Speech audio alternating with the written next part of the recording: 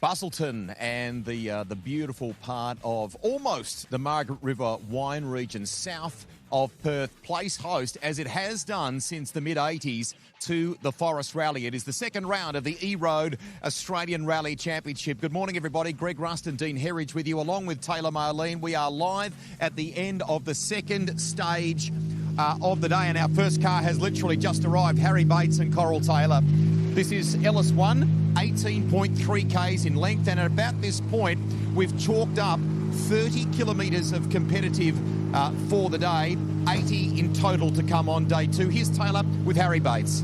Thanks, Rusty. I have Harry Bates here. Harry, coincidentally, you picked first off the run again today. Do you think that's come as an advantage or disadvantage given these weather conditions? I reckon today with the conditions it's perfectly even. I mean, there was, really no sweeping in there, and that one had a lot more grip than the first one, so it was a lot more enjoyable. Hopefully we're a bit more competitive. We lost a bit more than we would have liked in the first one. Awesome. Thank you so much. See ya. So Harry Bates and the very experienced Coral Taylor heading off. Just to bring you up to speed, very cool.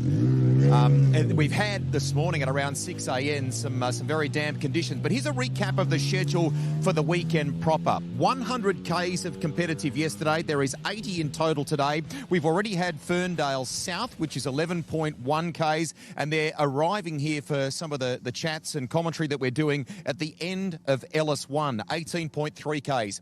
3 stages in all today that are rotated twice. Here are the Heat 1 results for you, and it was a cracking win to the Kiwis. Hayden Paddon in the end did the job, but there were some internationals that starred. Scott Petter did a ripper job on day one as well. It was a great day of rallying, like you said, right down to the last stage, 3.5 seconds in it. Hayden showing his class coming through.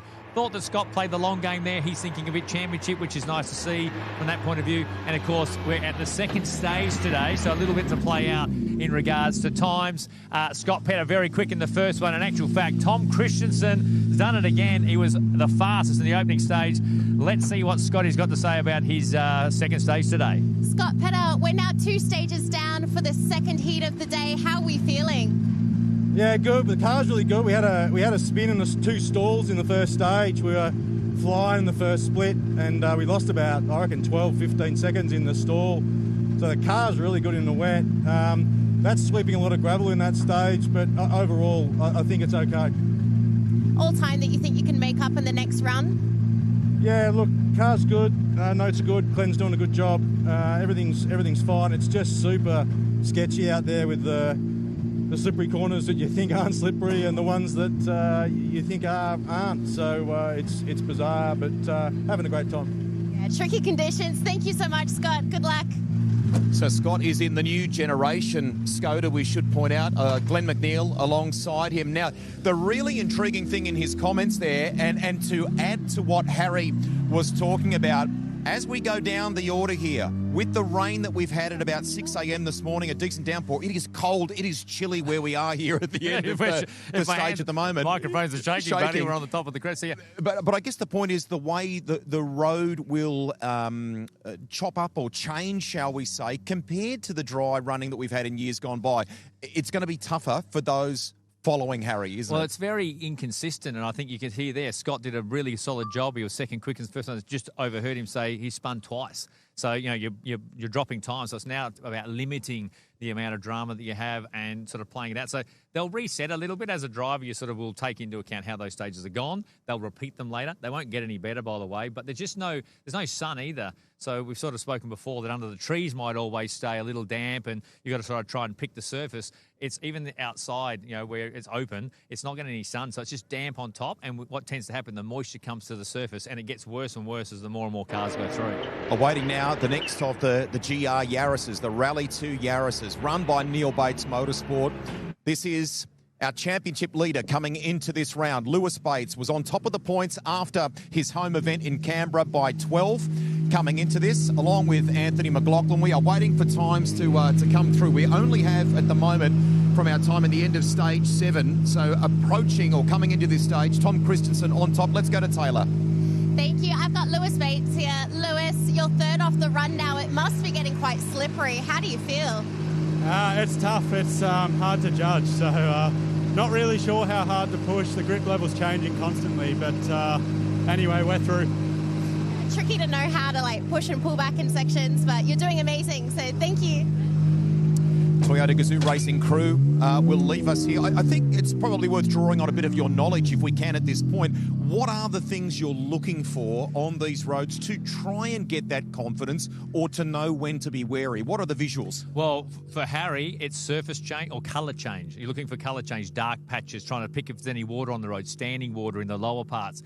For the next cars, you're doing that, but also you're looking at the wheel marks. What's the lock-up marks look like? What the other car's done? It can be slightly distracting, but that's sort of something you're looking for to go, oh, that looks a little deeper in that part. You know, that's got more moisture to it, etc. So all these things rattling on while you're doing upwards of 180 kilometres an hour.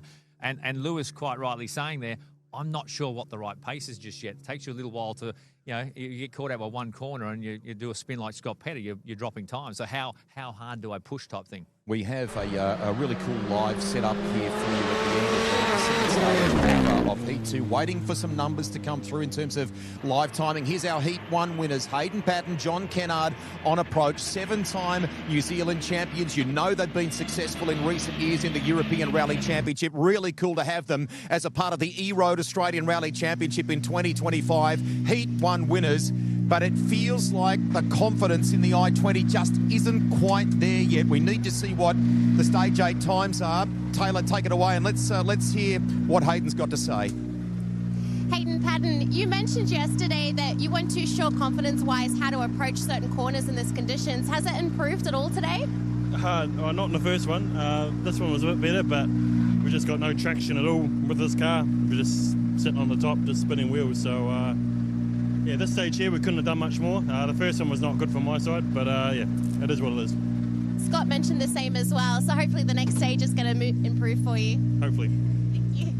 He is, when you listen to him there, he sounds tough on himself, right? He's a proper competitor. Is there something he can go when he's back at Galvanised Insurance Rally Central, back at service, to think about changing the I-20 in some way to maybe give him a better feel? He didn't feel like he personally did a good job, I think, on the opening stage of the day on 7, but wanting something more, I think, from the car based on what he said there, across stage 8. Yeah, because he's a perfectionist, and Yes. that's the thing. And he knows that point. He goes, that was a bit on me, and now he's saying, but in there, I feel like we're struggling with the car a little bit. So yeah, he'll make some changes. Very experienced in lots of conditions, and that's where his international experience will come to the fore. So he'll make some changes. Of course, he is also dealing with a control tyre he's never dealt with. He's never been to Perth before. So which way do you go? And then that affects your confidence. And just with these conditions, even for us, no drones at the moment, so our live coverage slightly compromised with vision, results coming through, the amount of range we have, etc. So bear Get with up us there, with that. Dino. Get on the As we camera. are live, we'll try and get one into a mini chopper out there or something like that. We've got some times coming through, which I'm really surprised at. Like, if these are correct, we don't have Harry's time, but Scott Petter still quickest in stage 8 by 6 seconds to Patton, and Lewis 21 back. So if I was hearing that right and Scott Petter said he had some spins, he would be delighted with those times, because he will not be expecting that. Now, what does Tom do? Won the first stage, very impressive, as he did yesterday. Did he consolidate today? A bit of grass through the front. Hopefully there's no off-road excursion. Let's see what the Swede has to say, because if he can do a strong result in here, he can be setting up his Heat 2. Taylor. Tom Richardson, you actually won the last stage. It seems like these conditions are working in your favour. How do you feel?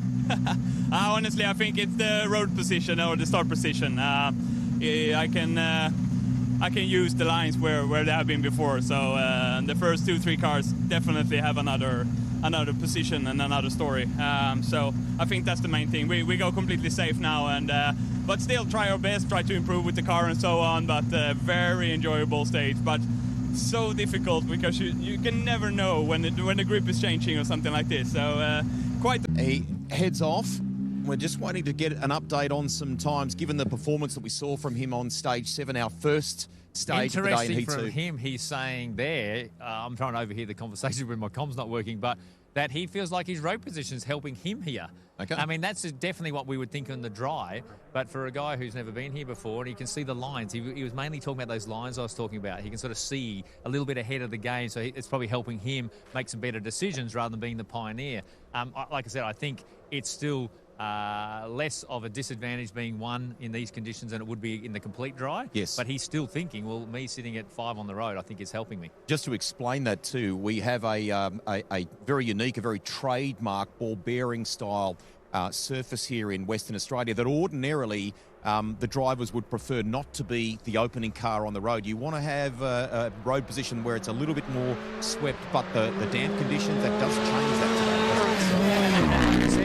But even in the shot we can see here in the control zone there, you can sort of see a couple of lines starting, and in this condition the water's not really doing anything. I think those dark patches, a little bit as the car comes towards us now, you see on the little right, it's a little muddier.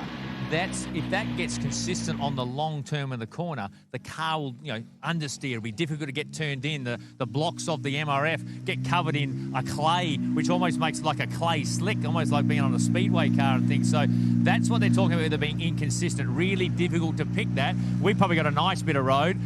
Let's see what we got Rouleau saying. Alex Rouleau, you've just come off. You're from WA and kind of used to these conditions. Is it an advantage to you, do you think?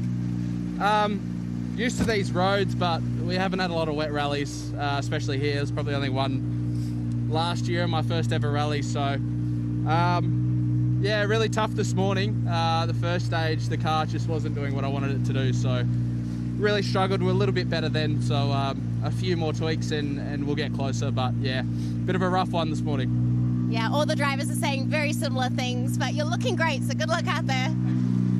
West Australian Alex Rouleau heads out from our position here at the end of stage 8. Now, while we hear the Hyundai head off there, we have an update, and we have, within the space of 2 stages, a change already in the lead of the event. Yeah, and due on the stage times, like I said, I'm really surprised. I think Scott will be surprised with his comments being at the end. So we finally got, obviously, Harry's times come through. So Scott Petter, so far, leading this stage with a 10.16.3, 6.8 seconds back to Patton, then it's 10 seconds back to Christensen, Bates 10.9, Lewis another 11 or so back, and then Alex another 10 or so back from there. Just to clarify, you're relaying the stage times there, aren't you? Right, the stage. So let's check the overall. As a combination, so we've had stages 7 and 8, and as a combination, we've got Scott Petter in the lead by 9.3 to Tom. Then Harry's 15.4 back in third. Only 1.2 seconds between Harry and Patton in that one, so they've got a good tussle for third. Drifted a little bit further back, roughly 14 seconds from them is Lewis, and then you got about half a minute back to Alex. So that's the overall. Lewis, I thought Lewis might be a little further up the order there. Yeah, he was strong in the first stage. He was in the mix on the first one in times, beating Patton with him having the issues, but he's dropped a bit in here with the lack of confidence. So. Waiting for Troy Dowell to arrive here now in a customer spec Toyota, which is run by Neil Bates Motorsport. I should also say a quick shout out to everybody from the Western Australian Car Club. They have been running the Forest Rally since 1983 in this state, and it's been a part of the ARC since the mid-'80s, since 1985. It's a real feature of the championship, and they've done a marvellous job again this year. Backbone of West Australian rallying, particularly Kim Marchant, who's the president there, and a heap of old stayers, I would say, even from Rally Australia days when I started, and Forest Rally alike. They do a fantastic job. They know how to run rallies, put them on, deal with these difficult conditions, have a lot of great officials and volunteers working with them, and putting on another fantastic event. Taylor. Let's go to Troy. Troy Dowell, it's your first rally this year, and these conditions are really tough. How's it feeling? Yeah, it's feeling great, just easing into it. It's a really tricky rally to get back into. It's been diabolical out there. Every corner is different amounts of grip everywhere. It's like a slime on the road. So some corners are just, you got really hard packed surface, and then it's just ice on top. But yeah, really enjoying the challenge. Yeah, certainly presenting some challenges. Is it changing the way you strategize, hitting corners and things? No, you just go as fast as you can and hope you don't crash. Smash it out. Thanks, Troy. Rusty, I feel for him. He used the word diabolical out there. He sort of said it's a bit of a comeback drive, and a new car to try to steer in these conditions is going to be difficult. So I do feel for Troy. He's not going to really be able to go to the next round with any real feel of the car in maximum conditions, because he's just in survival mode almost. I was checking a couple of things there as the interview with Taylor played out. I think he used the word icy too. He gave that comparison. So you know, for him, the grip and the limitations on the grip at times is obviously quite scary. So. Yeah, and from that point of view, if you're using the word icy, I think that's the clay base. If you've got a clay top on board, and like I said, you get a bit of clay into the tyre, that to disperse anywhere. So you're sort of straddling on top on almost what would be, you know, a clay surface, which would, you know, feel like you're on ice effectively. In comes the Mitsubishi Evo, Clayton Hoy, Erin Kelly. Great job yesterday when it came to our Wolf Production Cup, and they featured really strongly with the Tommy Mackinnon colours, the iconic paint scheme on this car, featured very strongly in the 10 all day outright, didn't very, very impressive run, and of course winning production. And look at that, he's done the exact same time as Troy down to the 10th of a second after 18 Ks of diabolical roads here in WA. Taylor. Clayton Hoy, you were winning yesterday as the Wolf Production Cup, and now leading in today with the stages and this weather. How are you feeling? Our windscreen wipers got stuck at the start in the sticker here, so we've had no windscreen wipers the whole way. So. Oh, that must definitely present some difficulties. If we needed them, the other half it was fine. Yeah, but it's all good. It's not as slippery as I thought in there, but there's some really bad corners that just when you start to get a bit of momentum up, you go, ooh. I think results just came through that you were matched in time with Troy Dow just passing. How does that feel? Yeah, that feels all right, yeah. He's a good driver, so yeah. Doing well. Awesome. Good luck out there. See ya. Well done. I mean, two very different cars. Yeah. That's the point that we should make there. So to actually achieve that, what I want to highlight there is, did you see the wiper blades got caught up in the banner, the sticker banner? So what's happened is he's put the wipers on, it's got caught up on the sticker, and he wouldn't have actually wipers, so they'd be working against itself. So that would be quite distracting in that stage. And from memory, he said to Taylor quite early in the stage that happened too. So now waiting for Peter Rouleau and Ben Searcy to arrive here in another of the Hyundais, a guy who we talked about yesterday in our live coverage. Incidentally, too, we will be live at the end of the final stage of the event today too, so make sure you tune in for that on both the E-Road Australian Rally Championship YouTube channel or our social platforms. We were chatting with him yesterday. He's a guy, obviously, who's had great success when it comes to Targa competition. That had been his staple, if you will, but really enjoying his time now in a gravel competition sense in the Australian Rally Championship. Sent me a message from yesterday, obviously back fighting fit today, but obviously Alex took a corner off and he said, my alternator bracket broke, lost power, and then power steering and battery. That was his problem in the last stage yesterday. So, of course, they would have fixed that up overnight, and he's here to fight another day, and I'm sure finding the conditions as hard as anybody would be out there. Here he is. Let's go to Taylor. Peter Rouleau, people have said that the conditions are really slippery, even icy. How's it feeling for you? Yeah, look, it's pretty inconsistent. So there was a couple of clenching moments on the seat, but we got through. That's awesome. So you're feeling strong. Are you hitting corners with confidence and speed, or kind of being more conservative? Look, it's a bit of both. It's pretty unpredictable, this surface. So after not finishing yesterday, I definitely want to finish today. So thanks, Peter. That is a really sage comment he's just made there around survival, getting to the finish of this one today, given what they've been confronted with, and making good choices to get you to that point, to get to the end of the day. Yeah, and that's when you got to pick what's your motivation. What are you trying to achieve from today? You know, what's you're trying to do in the future? You know, going off the road, pushing that a little bit too hard. You got to find your slot. And what tends to happen after a couple of stages, you go, right, I'm this far behind this people, I'm this much in front of some other people, and you've got to sort of adapt on the run and make some smart decisions. So you've got to sort of fight the fight that you're in at the time and make good decisions to make sure you can live to fight another day. On approach, Dylan King and Lee Tierney now, waiting for them to arrive in the DJK Civil Entry, 2016 Toyota Yaris AP4 car. Looking fairly tidy there at the moment from our drone shot. We have been quite fortunate here. We've got a slight break in the drizzle. And it is falling, albeit very, very minor, but a little bit of warmth creeping through. We've got the drone up, which is great for you watching wherever you are. Big thanks to all of the 200 volunteer officials as well who have helped make this event happen again here in the West. Thank you for your time. Many of them have been up since the early hours of the morning before the sun even came up. And the thing is, after this one, we're hopping in the car, heading to the service park, and they're out here for every single car for the State Rally Championship, out here braving the conditions. So like I said, we can't do without them. Let's have a listen to what Dylan King's got to say, a local guy. He might know the roads a little better than some. Dylan King, you're a local here. How do you think your positioning in this race is working in your favour or disadvantage with this weather condition? Yeah, look, obviously I'm local here, but After yesterday, we've had a lot of troubles with the car, and we've just been working with the car and trying to improve it and get it all sorted. But yeah, still struggling this morning with the car as well. So that first stage, we lost a bit of time with the centre diff again. But yeah, we'll just see how it goes. Some tricky conditions. Good luck.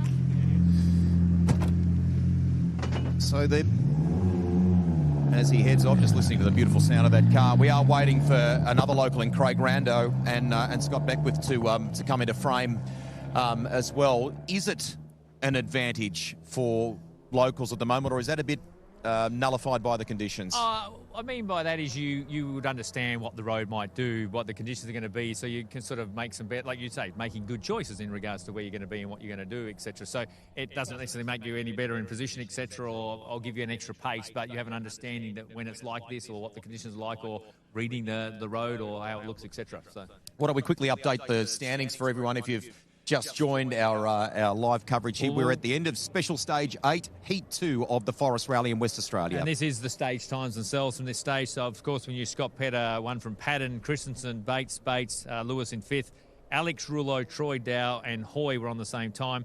We've got Peter Rouleau only 1.5 seconds behind, and would you believe 0.8 of a second. A scrap between 7th to 10th there within 2 seconds after 18 kilometres of some of the very tricky roads here in WA. Really cool. And in outright terms, just as we switch the timing over, Stage 1, we should point out, the overall leader at the end of Stage 7, our first of the day, was the Swede Tom Christensen, but that's now changed at the end of this Stage 8. Yeah, pretty confident lead here. So got Scott Petter now leading Tom Christensen by 9.3. It's roughly 6 seconds back to Harry Bates, only 1.2 seconds in it to Padden in 4th. Drifted a little further back than he'd like is probably Lewis Bates, 28.5 off the lead. Then it's Alex Rouleau, Clayton Hoy, Peter Rouleau, Troy Dow and King at the moment, rounding out the top 10. And, of course, joining us here at the stage end is Craig Rando and Scott Beckwith. So, like I said, after their troubles in round 1 of the state championship, the car's been repaired. Still finding their feet with this car. He's still fairly new to it in regards to coming from a production Subaru into an AP4 car. And I'm sure every kilometre is getting quicker and quicker. Taylor. Craig Rando, you're from the WA. Is this an advantage for here today? Oh, it probably is, yes and no, but the advantage goes away when you get a bit of rain like this because it's just so unpredictable. You just don't know what you got until you step into the corner. So we're happy. We've been keeping it straight, clean, and we're going all right. Do you think the new car is handling the corners well? Well, the new car is a new car because 3 weeks ago we barrel rolled it 6 times, so it's just been put back together. It finished Wednesday night last week, so it's going all right. I'm happy with that. It's going strong. Thank you so much. Great work. Big story to get that repair job done, to be here for their home event. Thumbs up from Scott Beckwith as they head off there. A couple of interesting comments too, just on the way the car is at certain points, apexes and so on. And I think that's where it's going to be difficult for him with this sort of slightly new car. It's a different wheelbase, so it'll feel different to the production Subaru. So in these conditions, I think you won't have the experience with that to know exactly what's going to do, which then affects your confidence. Just an update too, Russ. I'm getting some messages from other channels, etc., that Glenn McNeil sent some messages through, not thinking the overalls are correct at the moment. Okay. So we'll just put that question mark. all the Let's time. call it a question mark. Unofficial times that we've got here. We've got the times we've got, which are from the organisers, but he doesn't think they're correct. So they may be addressed at some point as well. Reminder too, if you're following friends, family, perhaps you've got a driver that's in one of the many classes that are in the Australian Rally Championship, whether it's Wolf Production Cup, some of the classics and so on. You can find those results by going to the Subaru Rally Hub, just by going to rally.com.au. That's the best place to do it. You can check out what's been happening there on Heat 1 of the Forest Rally and what's been happening this morning on the second day. Because like all these things, there's classes and different battles, and like I said, we even have round 2 of our West Australian Championship running, coincidentally or side by side with the Australian Rally Championship. So, and it's also a cool opportunity for some of, I think, particularly the younger teams to be part of the Australian Rally Championship. Some of our state competitors who would probably love one day to head across to the East Coast and be involved in the broader part of the ARC can be involved at their local level and join and being part of the ARC. Had a good chat with Stewie Reid this morning. The Queenslander is due here any moment now, I think, based on the running order at least. A little bit of heart failure when the car arrived. I was okay. I was all right. I was pretty cool. Caught my attention, that's for sure, in the Mitsubishi Mirage, and managed to back that car out of the small ditch and headed off. One good aspect of that story too, he's been working with Bella Haggerty in the co-driver's seat, and Bella has aspirations of trying to ultimately make it to the international stage as a co-driver. So, you know, it's not just our drivers we want to try to give opportunity to, it's the crews and mechanics and so on, but also our co-drivers, definitely. Yeah, that's awesome that Stewie's doing that, because he's got a wealth of experience, so you actually help a younger co-driver, forge their way through and what's important to the drivers and build their skill set up, etc. So this is not his car, so I think I need to double-check the... This is Thomas Lawton, who on the drone shot looked to be going quite slow to me, so I'm interested to hear what he has to say, because it just didn't look like he had some issues yesterday, which I'm not sure of, which would have knocked him out of the first heat. If he's in limp mode or not, we'll have to find out in a second. But, very good, young, talented driver, would be up the pointy end of production. Let's see what he's got to say, and if he has any issues at all here behind the wheel of the Mitsubishi. Thomas Lawton, you're doing well in the Production Cup, so how are we feeling now on that run? Yeah, it's definitely a bit slippery out there today. We had a few dramas yesterday with the gearbox failing on SS8, so we put the synchro gearbox back in, so just trying to get used to that. And the weather that's changing is pretty unpredictable, but hey, we're out there getting some points, and that's what we need for the WA Championship as well. So enjoying the stages, enjoying the roads, and yeah. We actually weren't expecting you. We thought Stuart Reid would be coming through. Did you happen to see him out there? I think he was late out of service, so I think he might be a few cars behind, but I think they did get out, so yeah. Looking amazing. Thank you so much. Thomas Lawton reporting on the spot there for us, so thank you for bringing us up to speed there with Taylor. Lovely stuff there, and letting us know that perhaps we'll expect Stewie at the end of stage here in a couple of cars' time. We're going to stick with this up until we get to catch up with Toby Price, who is running with Maximum Motorsport this weekend. The Dakar legend. Rusty, did you get through 7? I mean, looked at 7 with the stage times with him in there. I mean, we should point out he had a fantastic day when it comes to WRX Challenge yesterday. So I think he's... Oh, yeah, he's in there. 15, he did a pretty good job, right? actually. God, he can steer, can't he? God, he's jealous of those annoying. sort of people. Young Tim Hiles coming through here. We ran him last year. He's the current or the reigning Production Cup winner for the State Championship. He's gone back to his tried and trusty RS. He loves to throw this thing around. I think he's become a bit of a fan favourite with the way in his flamboyant style. Let's see how he's gone this morning. Tim Hiles, you're competing for the Production Cup. How does it feel in these conditions? That stage wasn't too bad. The first one was definitely slipperier than we were thinking, so kind of taking it easy and just trying to keep our nose clean. I think there's already been a bit of carnage this weekend, and after yesterday we just need to get some points on the board. To be honest, I think you're the first driver to come off and say that stage was good, so that must be working in your favour. Yeah, hopefully that means that we did a good time too, but we'll see how we go. Fingers crossed, thank you.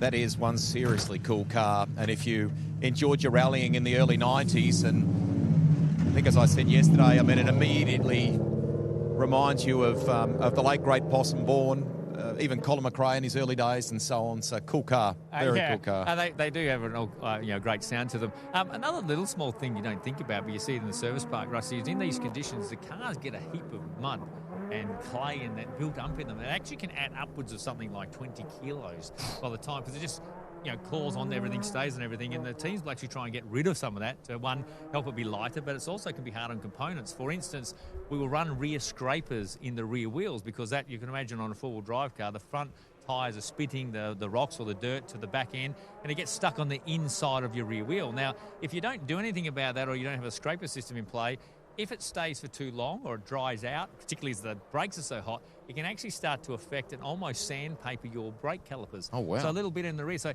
you have to actually look after those things in regards to making sure you've got the blade, we call the blades on them, on the scraper system.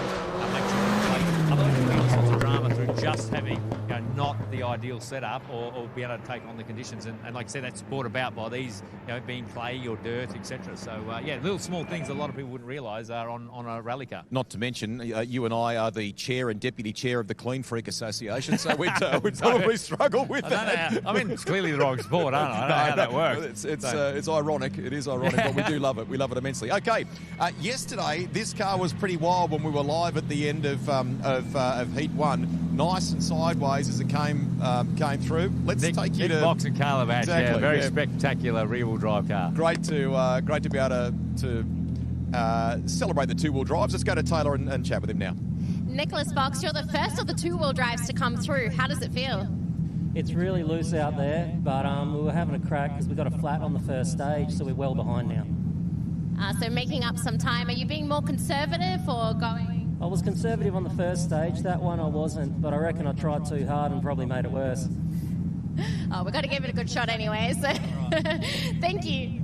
Nothing wrong with trying hard. No, and I think, look, I can see his times. If you're going to struggle with trying to take on, these guys are competitive amongst the four-wheel drive cars. Today, he's probably not going to favour them. And I look at their stage 7 time, they're probably behind a few people they were in front of yesterday when the conditions were a little bit more sort of solid for them. Definitely going to be a disadvantage being in a rear-wheel drive car in these conditions. So. Crazily, a little bit of blue sky appearing above us and a slight improvement when it comes to temperature. I think the forecast suggested that it would get better as the day went on, but it's quite at the higher point where we are here at the moment broadcasting. It is a cooler, kind of chilly wind that does cut through you. But will that will work because the thing is, it's been cold up here, but that breeze, like I said, the sun's just starting to creep out, which will help.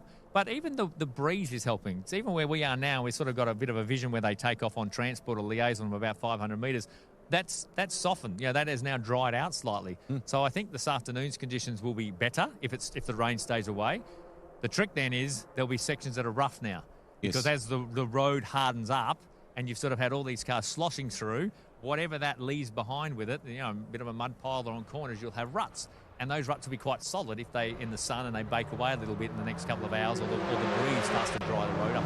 The caveat that Dino is talking about here is that we have 80 kilometres of competitive on our final day of the Forest Rally, but it is 3 stages repeated twice. Exactly right, mate. So we've only got the second stage here. They go and do a third before service. Got to remember, they've got to get to 3 stages before the crews can even touch the car. So if you've got a problem, you are limping for half the kilometres worth of runs in the day. So a bit of another thing that Peter Rouleau mentioned about being in survival. Got to be smart about it. You have a problem on the first run of the day, you don't get to see your crew to the middle of the run, and that's 40-odd kilometres later. Let's go to Taylor. Frank O'Shea, that's the second stage for today. How does it feel? Very slippy in this one, but the car's going well, so I can't complain. You completed 5 of the rounds last year in the ARC. Are you planning on doing the same thing this year? We probably won't. We'll do South Australia, hopefully. Just WA and South Australia. A few family commitments this year, so hopefully next year I might give it a crack again. We're looking forward to seeing you out there. Thank you so much. We have, you could clearly hear from the accent there, Irish accent, right? We have a real international flavour about this event, and even within the WA Championship, there was... You can almost have a subcategory called the Irish contingent that sort of seem to have dive-bombed into Perth, and they all love rallying, of course, so they all get a rally car, and they've been involved in the West Australian Rally Championship. And, of course, Frank's having a great battle with Keith Hamilton, who's another Irishman, ironically, who are mainly trying to battle it out for production rights and as far up the outright ranks as they can in the state championship. In that first stage, which we got of stage 7, they're only 0.8 of a second apart, which is crazy. Big race coming up on 2 wheels at Manjimup, not all that far from here, and I think it's next weekend from memory. So we have had a number of 2-wheel fans in Service Park this weekend coming to say g'day to this guy. This is Toby Price, 2-time Dakar champion, Dakar winner. Australia only has on 2 wheels at Dakar two riders to ever conquer the great race, one of the greatest challenges in motorsport. This guy's done it twice. He's dabbling in a bit of rallying and thoroughly enjoying his time too. This is only his 3rd ever rally. He's been learning a better pace note system this weekend, and I thought he was super tidy yesterday on the way to a class win as well. He does go about it the right way. Like I said, I think he's going about learning rallying, learning the pace notes, maximising the conditions. He started off, to me, at the right charter yesterday, a little slower just to build up his speed, etc. So, been very impressive. Looks like he's having a good run, Taylor. Let's hear from him. Toby Price, you're leading the WRX Challenge Cup. How is that feeling? How did those first few stages feel? Yeah, it's been a tricky morning. The very first stage was quite slippery, so yeah, I don't know, hopefully we didn't lose too much time in that one, but this second stage we felt really good and pushed through really well. But the WRX Challenge has been a lot of fun and the car's holding up to the punishment, so big credit to all the team and crew. So it's been unreal. Good fun to be here. Yeah, this is a brand new car for you. You took it for a spin yesterday for the first time, and now today, are you feeling more confident in it? Yeah, it's a slow step process. It feels like the car feels quite heavy, so it's I'm still just trying to work out the braking points, but yeah, surprising. The track is quite gnarly out there, and it's very difficult to try and be super precise, and the car's holding up to it really well. So, yeah, we're having stacks of fun. I'm grinning from ear to ear and having a great time.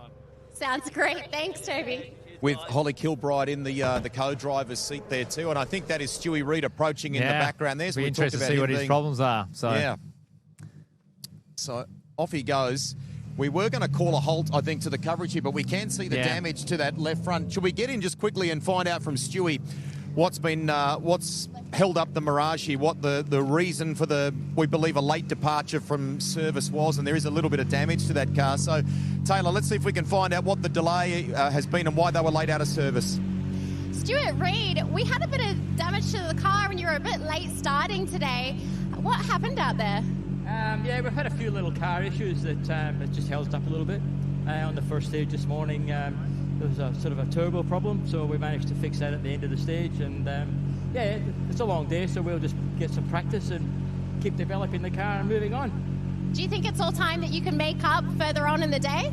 No, it's rallying, isn't it? It's the nature of the beast. Expect the unexpected.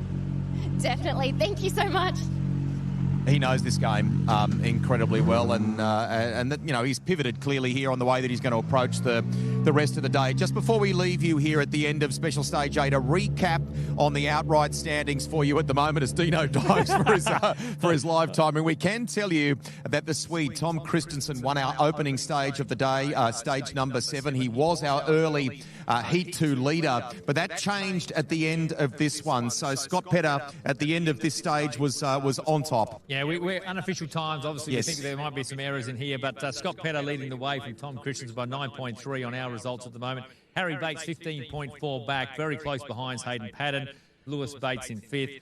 Alex Rouleau 6th in a solid sort of state, in a bit of no man's land, to be honest, with Clayton Hoy 50-odd seconds behind him.